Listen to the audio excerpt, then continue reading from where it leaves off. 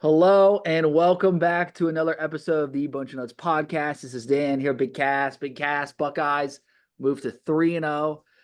Not no one's surprised by that. I think some people were surprised on the performance of some of the units yesterday, but for the most part, good game. Some minor things the Buckeyes need to clean up, but I'm pretty happy. I mean, what were your thoughts? I'm happy. Marshall's a good football team. They have some dudes on the outside. Like we even said that last week. Um, they came in prepared. Came in ready to play. They had two drivers on us. Two. And That's it. the one before half shouldn't even count because his foot was out of bounds. But And there was a bull crap targeting penalty, and so I mean it was the right call. I mean he headbutted the quarterback. Like Caden Curry headbutted the quarterback. Like you can't do that. yeah, no, I mean he did. Curry did have a nice sack. I'll give him that. He did make a nice play there earlier in the game. But yeah, my biggest thing was just the special teams. Oh, Jesse Special, Mirko. not even that. It was Not Mirko. special Who is the kicker? fielding. The three straight out of bounds. That's insane in itself. Also, Brandon Inniss dropped the punt. I know we got bailed out on a legal formation by Marshall. I, I know a lot of people are going up in arms and that, but I had a perfect view. I sent you the pictures where I was at. Yeah, Like I could see the whole field. They had five guys in the backfield. Like that's a penalty. Plain and absolutely. simple. No, Like that's a penalty. my thing is just we can't rely. I just No, want we to see can't. Innis after watching Innis drop that. I know it got called back, but I lost a little confidence in him now. Uh, Well, couple couple returns later, he did get tripped up by the turf monster in the third quarter. yeah, And I thought he had it. It was going to the house. I'm sorry. Like if he didn't get tripped up by the turf monster, that was a touchdown. I agree. Yesterday was just a weird game overall, though. I would say. Yeah. I mean, Marshall gets the ball. Obviously, first drive is kind of scripted and all that. They go down, they march down the field, score a touchdown the first drive. I predicted that. I said they were going to score. I came close to predicting the score too. I said 49-7. It was 49-14 with the one touchdown with the foot on the line. So I think I got it pretty good. But then, I was concerned that Ohio State was going to have a slow start on offense. No. Right out of the gate, the little screen pass to Emeka Ibuka, houses it, and Judkins takes I over. thought that was Jeremiah Smith at first, but Me too. No, and what's crazy is Jeremiah did it later in the game, and his touchdown. I feel like he wasn't even running hard. He was just kind of jogging, and he was no. gone. And I called Mecca having a big day. You Five did. catches, 11, 120. I'm looking right at the stats. Five catches, 117 yards, and a tutty. I thought he was going to be the focal point in the passing game, and he was, and so was Carnell Tate. Arnell Tate was doing pretty good blocking Yeah, too. I thought overall, and you heard Travion and Quinshon Junkins talk about the running game, like the offensive line. Quinshon Junkins is a stud, man. Yeah. I'm glad he's in Columbus. 14 carries, 173 yards, two touchdowns. Travion Henderson, 6 carries, 76 yards, two tutties.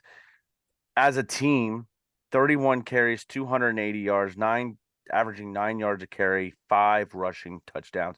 Even James Peoples averaged 5 yards a carry when he came into the half, which we'll get more into Devin Brown here in a second. But I think offensively, we're one of the best offenses. We might be competing with Tennessee, with the best offense in the country, and even Tennessee was slowed down yesterday. But defense, the Tyleik Williams effect showed. Like it I showed in the agree. first quarter. Um, but I don't think Marshall would have scored that first touchdown if Tyleik was in the game because they no, I think got they into would the have goal punted. line situation. They were attacking the gaps that where Tyleik would be responsible for, and I know Tyleik would have stuffed the run Yeah, there without a yeah, doubt. and you know what? We needed a game where, like, the thing is what people and Buckeye fans don't realize is this game, the slow start for our defense was a blessing. You can't have our defense go out there and continue to play lights out. They needed an off game. You really do, because that means you can go in and coach things up and get ready here in 3 weeks for Oregon. I wouldn't even say it was an off day for our defense. It It was just an off day at the beginning of the game. That's what it felt like our defense was playing almost like a soft. soft coverage at times because they're letting Metcalf, kind of run free across the middle. It felt like they didn't put in a ton of effort to, really lock up Marshall's receivers. It was not the best effort I saw. The secondary is very disappointing. I'm not Yeah. gonna lie. I and everybody was talking about the D line not getting pressure on the quarterback. They're not going to get pressure on a quarterback if the quarterback's getting the ball out in 2 seconds. No, and that was Marshall's strategy. Just these quick hitters across the middle, or like, curls. Just these quick passes, 3-step. Not even maybe not And even. Jack Sawyer was still almost there. Yes. That dude, I don't know what got into him since the week 8 of last year, but that dude's motor is unbelievable. Who he reminds me of? He Who? reminds me of his motor reminds me of John Simon. Just A little bit. continuously, just like high motor guy. Like you could tell. And I'm going to tell you right there, you were in the stands. I was up underneath I was actually I was cool, but it was still humid. The weather played a factor. Okay. I It talked was to too hot. It was the you, hottest. That was the hottest Ohio State game I've ever been to. and I'm going to tell you right now, and I know this affects both teams. It was over 120 degrees on the field. I know you guys sitting in the stands, we're roasting, Buckeye fans dropping like flies, passing out, but it was 120 degrees on the field, and that plays a factor, man. And I kudos to Ohio State and Marshall for being so well conditioned. Like there was no cramp problems, there was no issues, and I tell you what, like I've always had a lot of mad respect for Marshall, but that program is probably one of the best group of 5 ran programs in college football. Uh, so let me just go back to the weather real quick. So I went with obviously Bree and Troy, and it was so hot, bro. It was deceptively hot too because in the morning it was It was cool. It was it in was the morning. beautiful in the morning. It was like literally up until noon. It was a beautiful fall morning, and I'm not even kidding. Like probably like 11:45, the sun came out, and it got 30 It degrees cooked. hotter in the It stadium. cooked. No, it did. And we had people in our section. We had a lady pass out. I hope she's all right. They had to get the stretcher for her. We were up at halftime, 28-14. And I'm just like, we have the baby. I'm like, we gotta go. I know I'm a terrible fan, but like we just went My home. wife and her mom left 2 minutes to go in the second quarter. Like I would have stayed if I was a fan. I would have been there staying. But like If that's it just who was I just like am. me, yeah. If it's me and you, the boys, I'm staying the whole game. But if I'm Yeah, with my yeah, family, I gotta go. But yeah, I think the weather was definitely a factor. I think it caused us to come out a little lazy. Um, yeah, but I'm happy. I'm happy we had this game where we're gonna be able to correct some stuff. yeah. Uh, on, uh, sorry. And then you brought up another point. What was the other point before the weather? Um, I forget. Oh my lord. Heat. The heat. I've been out in the heat all day, Oh, all week. Marshall. No, Marshall being a Marshall. good run program. Yeah. Marshall, yes. Marshall. I think they have a lot of NFL talent, and I think they're gonna they're Their gonna really skilled players do. they're gonna compete in the Sun Belt. I wouldn't be shocked if it's like a Miami Ohio situation last year, where like Miami goes on to win the MAC. And that's like one of our non-conference opponents. They're really good, Marshall. I was really impressed by Mike Green, that defensive lineman. I know we highlighted him. He made a couple good plays. I like their I will say, quarterback, yeah. Stone Stone, I think he was 90%. Stone Earl.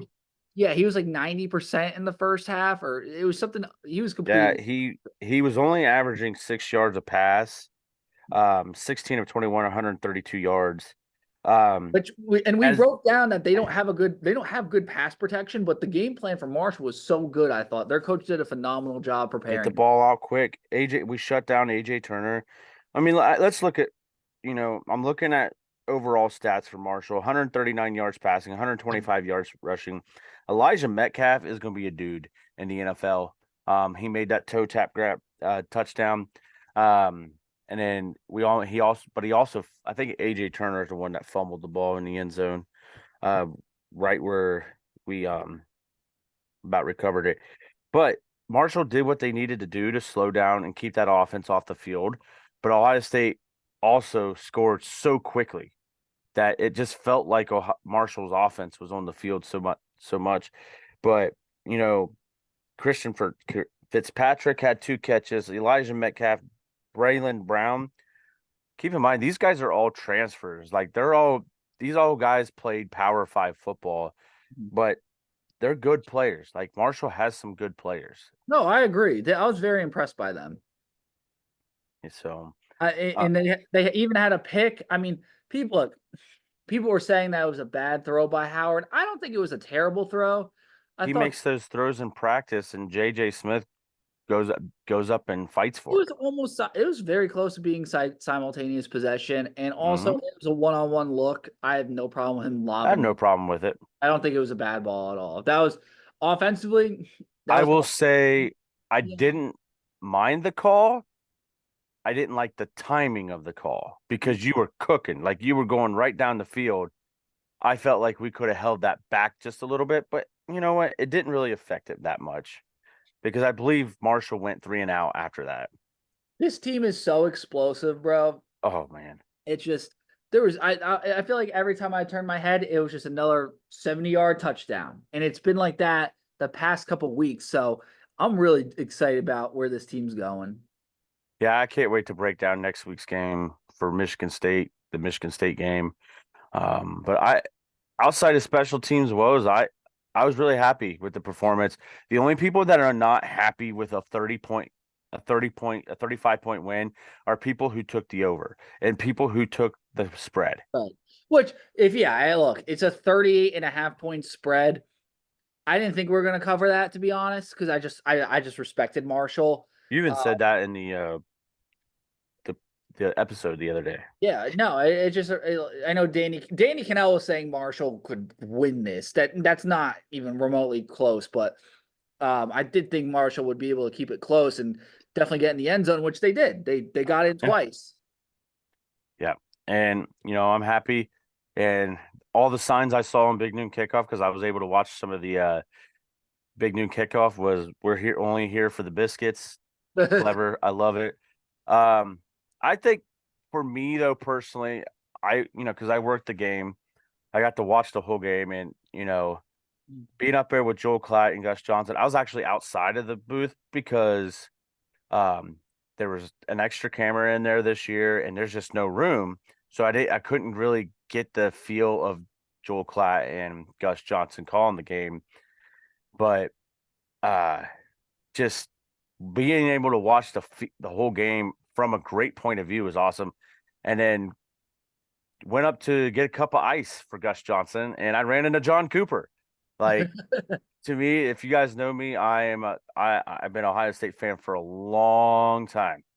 And, I have one more coach to meet and, get my selfie with, and it's going to make my day. And just talking to John Cooper and then talking about Jamie, because Jamie, good friends of the show, played under Coop. That was something special to me.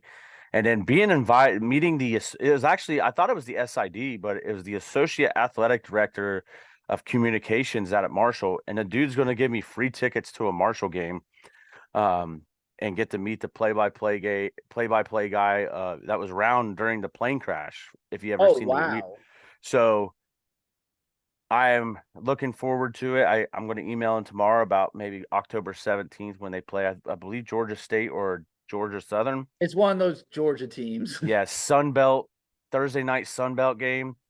But man, it's like, that was awesome. Like, I just talking with the guy, and he's like, "Hey, whatever you want to come down, come on down." I was like, might have to take you up on that. I love it. Cass, we got to hand out some Buckeye leaves. Yeah. I don't want I mean, there's only one per. I'm just going to throw it out there. I know we usually give 2 per group, but as bad as the special teams were, there's only one person that's really worthy of Buckeye leaf this week, and we gave him one last week again. Lorenzo Styles, like, the dude is a tackling machine on special teams. So My special teams Buckeye Leaf goes to Lorenzo Styles. I'll go with Joe McGuire again. Hey, we're repeat offenders with Joe McGuire and Joe Lorenzo Styles McGuire here. has been consistent. Look, it's not Joe's fault Well, that Jaden Fielding kicked the ball out 3 times in a row, and it's not Joe's fault that Brandon Andis muffed the punt. Joe McGuire, man, 2 punts, 87 yards, along a 45. He did his job. yeah, I mean, outside of week 1, we've gone with Lorenzo Styles and Joe McGuire. I mean, Nick McLarty got opportunities again, and his one punt I watched, there's still a significant woof. difference. Joe McGuire's better. Literally, Nick McLarty had one punt for 30 yards, and it didn't even look that good. Joe McGuire killed it. Yeah. Um, Defensively, hmm.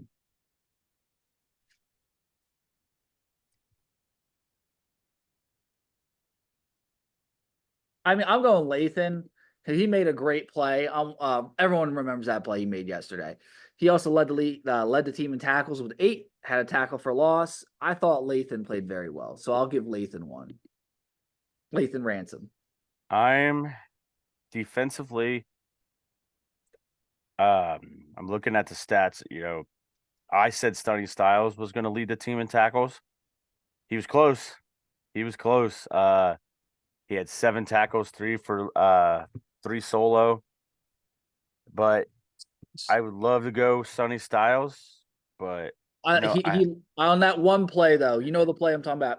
He lost the outside contain, yeah. and I think that he ended up letting a first down if I'm not mistaken. There, and I expect Sonny to make that tackle, so that's why I didn't give him one.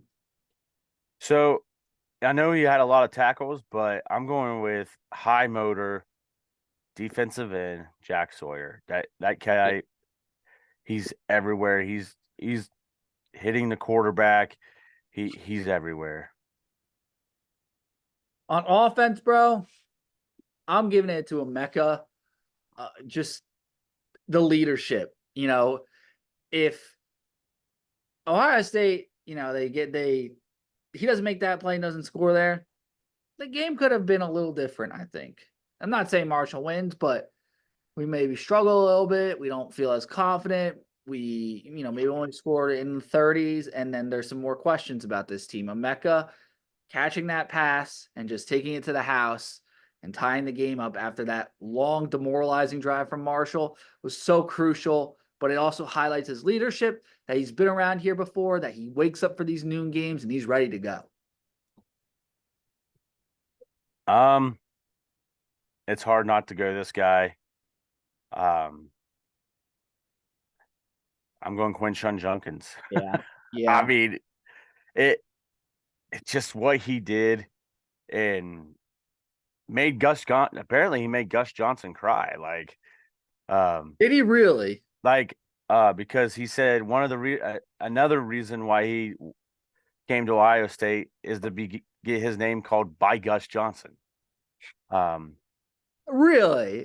That's what that if you it was on the broadcast. If you listen to the broadcast, they talk about it after one of his scores. I wonder if that's actually the truth, or if he was just playing the game a little bit, trying to butter up Gus a little bit. I don't know because they were talking to. I was talking to the safety guy, the Gus Johnson's security guy, and he said that they talked to Quinshon yesterday, and he said Gus got a little emotional last night.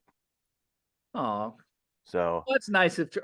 Look, every kid loves Gus Johnson. I remember when I was in like high school and stuff, we always this was probably 15 years ago. We were putting on the I'm Al Harrington and I get buckets like highlights. So I believe it. It's kind of funny to me.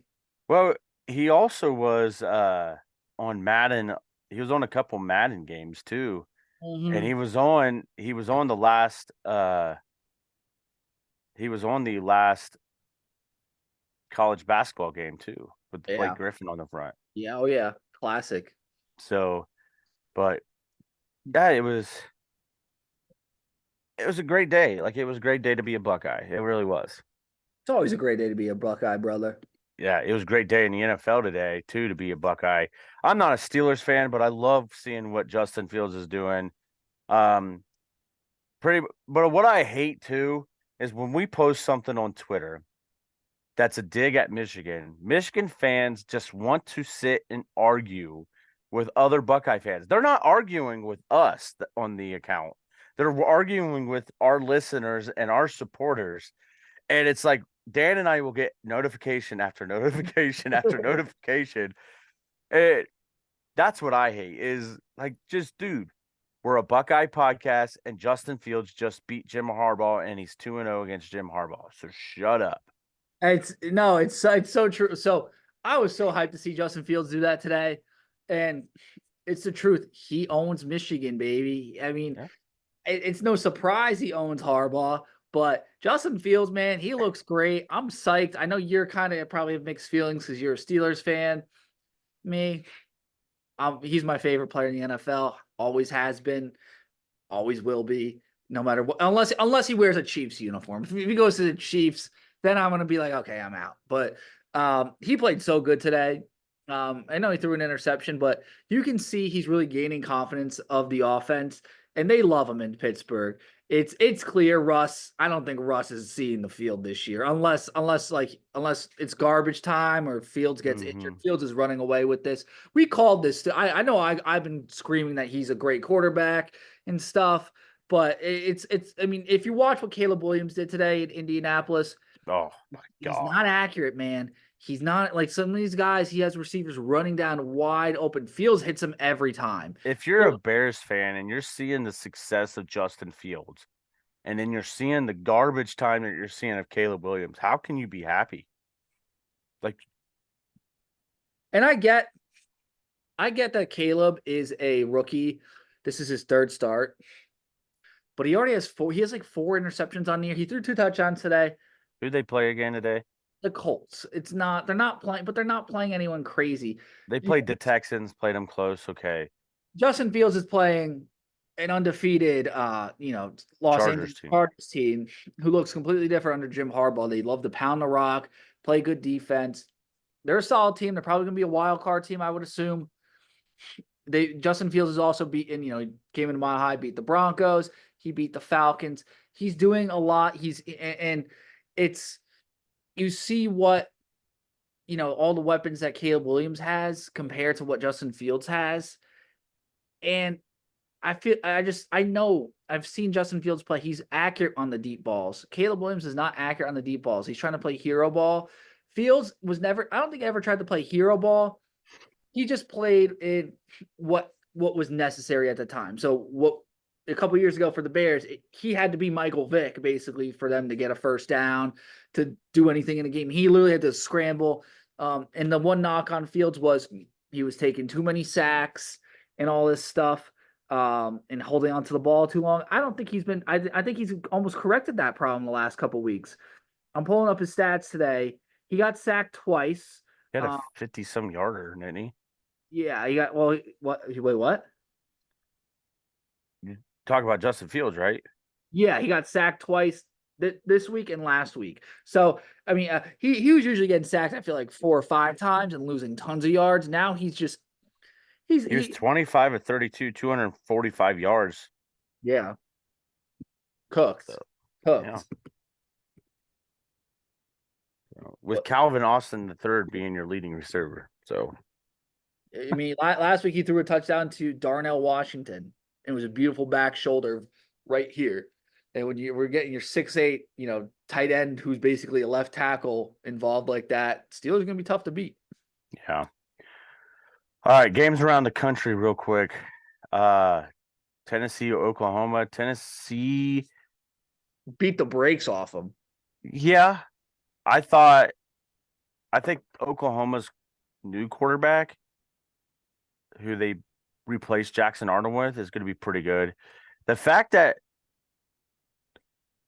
Oklahoma chased Dylan Gabriel out for Jackson Arnold, and he looked bad against Tennessee. Tennessee's offense did struggle a little bit because Oklahoma's defense is good. Like, it's really good. It's just obviously if your offense can't score, you can't leave a good offense on the field. I like I was talking to Blake today. I think the Tennessee Alabama game is going to be legit. I don't think Tennessee will be able to beat Georgia. I think Alabama will still be able to beat Tennessee, but that's going to be great matchups. I think Tennessee's offense is really, really good. I want to And credit their defense a little bit, bro, yeah, because their players, they were hitting hard yesterday. yeah. I think it was in the first half. They laid the wood on Oklahoma's running back number 2. They laid the wood on number 2 on And then Oklahoma. they knocked number 15 out of the game too. Yeah, bro, they were hitting hard. They were shaking up guys, but they're clean hits. They're just flying to the ball and laying the wood. Kind of reminds me almost of the clip of the old Florida Gators team with Urban Meyer when Major Wright's like, I didn't want the ball, I want him. Now I don't know if that's gonna be good in this day and age with the targeting rules, but they hit Tennessee. Yeah. I'll give them that. Um, and then Nebraska, Illinois. What a good game Friday night. Great game. Um, yeah, thank you. I went 2-3 this week in my picks. You went 3-2. So 4-1. uh Michigan didn't cover though. Yeah, they did. They won. They won, but they were a 5.5-point favorite. No, they weren't. They were plus. Were they? They Oh were yeah, you're right. plus. You're They were right. plus, Because yeah, bro. you're right. Yeah, right. Oh Michigan my God. wasn't favorite. That's right. They started Alex Orgy, bro. Jesus Christ. 32 yards passing. Put some I went 4-1. I went We're two and back. three. I'm 500 again. I went 2-3. But but Michigan 32 yards rushing. Nick Mullins is a good running back. USC is who we thought they were. Decent I offense. was impressed by USC. USC's line was not bad. Their lines, they're built in the trenches. They need I don't understand what happened with the Donovan Edwards touchdowns. They remind me USC of 2021 Ohio State. So they got the quarterback. The defense is pretty solid. They have the lines and all that, but like they're gonna give up big plays like that Kerry Combs defense. Yeah. And they're a lot better because they're not the Alex Grinch defense, but they're like the Kerry You Combs. can't allow a team to have 32 yards passing and lose though. Yes. So I mean Michigan still I don't think either team's that good. Um we I don't know. It's tough to say. I think Blake said it best. We're being people are confusing dramatic with good, and we're being because we're being spoon fed a dramatic game like that, we're automatically assuming that the winner is a good team, Yeah. but they're not. And Blake said it the best. Did you see the AP poll today? No. We're the only team in the top 5 that's not from the SEC. Yeah, it's Texas 1, Georgia 2, Ohio State 3, Alabama 4, Tennessee 5, Ole Miss 6. Like it's a little ridiculous how they're kind of creating that. I see what they're doing. That's a little ridiculous. SEC yeah. voters. There's But no they're way. going to cancel each other out. Missouri almost lost to Vanderbilt. Oh my God. We gotta talk about this. Kyle McCord. What a roller coaster Friday was. If anyone watched that Hey, game, somebody said he's upgrading to Kyle Acura. someone's like, he's not even a Honda Odyssey yet. That was a roller coaster, that game. Yeah, So he had his Wisconsin game. That was his Wisconsin game yeah, moment. yeah. He threw some really bad passes, but he threw some good passes, and he ran the ball. Like yeah, Air McCord. Aaron McCord. And he did lead the comeback. They did take a 1-point lead, Oh. and then Syracuse. I was losing my mind because I Stanford. bet on Syracuse. I also bet on Nebraska though. Even though I picked Illinois, I was like, all right, no, I'm riding with Cass though because Cass has been hot. Yeah. So I'm gonna go and I had a rough week. it was not the best week. I'll say this: I hit the plus 2,500. Marshall to score a touchdown on their first possession. I was I'm not gonna lie, I was probably an ass in the stadium because I was cheering so hard. Lord, everyone's looking at me, and the Marshall fans are behind me. I'm high fiving them. I'm like, "Let's go!" And I literally turn to the Marshall fan. I'm like, "Okay, now my bet's done. We're gonna rip your heads off. Thank you." Oh man, it's all fun and games. It's all fun and It games. is. It is. It is. It's great. It's great. And then the Colorado game last night too. Insane. I don't even know if you were up for it. I was up. I was up till 2 Dude, I a.m. was out. I got to halftime of the Tennessee Oklahoma game. Yeah, it's sometimes I just keep getting stronger as the night goes. Sometimes in some of these weeks, if the games are good, and the Colorado game was insane. The ending, I mean, they almost complete a Hail Mary, and they have one last chance for a Hail Mary. They complete the Hail Mary, and then they go up by 7 in overtime, and then they're going in for the touchdown. Travis Hunter forces the fumble for the touchback. Insanity. Just an awesome week of college football, Yeah, though. big noon kickoff's going to be UCF Colorado, but that game's at 3:30. But I think Gus and Joel are going to be in Ann Arbor for Minnesota, Michigan. Interesting. Yeah, but But yeah, I mean, oh that's my gosh, did you? And I know we're going to talk about it later on this week. Ohio State on Peacock at what 7:30, yeah. competing with Penn State, Illinois at 7:30 on NBC, and Alabama, Georgia. Like, why aren't we on at 3:30? Like, I'm gonna put the Big Ten 3:30 CBS game for this week. You ready for this, Dan? You ready for this?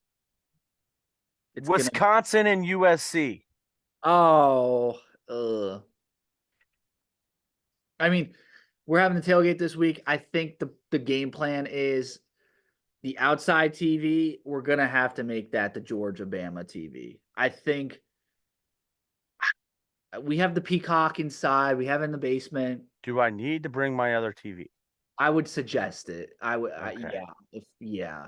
Absolutely. Because we're gonna get the fire pit going. I just. With the bigger TV, the Ohio State, Michigan State game, and then put the smaller TV with the Penn State, the Georgia, Alabama. Yeah, I think that's the play. Like the TV, our TV in the living room will have the Peacock, Ohio State on full blast, and then the other TV has to be the Georgia Bama. It just, yeah, it's look, I'll be it's watching the Ohio State, Michigan State game because that's who I am. to an extent, until we're up by 40. Because I'm Michigan State, they were interesting to me. I'm not sold on them anymore. Boston College, they almost beat Boston College shockingly, but they Childs, he needs to grow. He's not there yet. They're building. They're building. I like their next couple seasons, but I don't think they're going to make a bowl this year, unfortunately. It'd be tough. It'd be tough. But that's all I got. We got our Michigan State preview coming out later in the week. Cass, anything else before we wrap it up here? Bengals, please get a win tomorrow night. Please, Please get a win please, tomorrow night. please. Yeah, I agree. I want Joe Burrow to T. Higgins for 2 touchdowns at minimum. And Jamar Chase, T. Higgins, they're all going to be healthy for once. I expect a big game out of Jamar Chase. I watch. Yeah. Well, yeah, Commanders' defense is terrible, so I think they're going to cook. They have. I hope Joe throws for 600 yards and 5 touchdowns. I agree. I agree. But thank you everyone for listening to another episode of the Bunch of Nuts podcast. Have a great week and go Bucks. Go Bucks.